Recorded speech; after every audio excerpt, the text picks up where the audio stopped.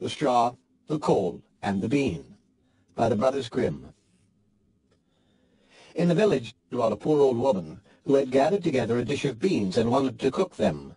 So she made a fire on her hearth, and, that it might burn the quicker, she lighted it with a handful of straw. When she was emptying the beans into the pan, one dropped without her observing it, and lay on the ground beside a straw, and soon afterwards a burning coal from the fire leapt down to the two. Then the straw began and said, "Dear friends, from whence do you come here?"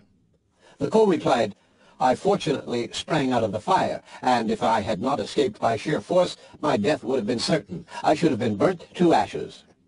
The bean said, "I too have escaped with a whole skin, but if the old woman had got me into the pan, I should have been made into broth without any mercy like my comrades." "And would a better fate have fallen to my lot?" said the straw. "The old woman has destroyed all my brethren in fire and smoke. She seized 60 of them at once and took their lives. I luckily slipped through her fingers." "But what are we to do now?" said the coal. "I think," answered the bean, "that, as we have so fortunately escaped death, we should keep together like good companions, and lest a new mischance should overtake us here, we should go away together and repair to a foreign country." The proposition pleased the two others, and they set out on their way together. Soon, however, they came to a little brook, and as there was no bridge or footplank, they did not know how they were to get over it. The straw hit on a good idea and said, "I will lay myself straight across, and then you can walk over on me as on a bridge." The straw therefore stretched itself from one bank to the other, and the coal, who was of an impetuous disposition, tripped quite boldly onto the newly built bridge.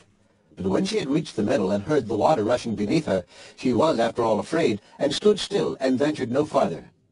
The straw, however, began to burn, broke in two pieces, and fell into the stream.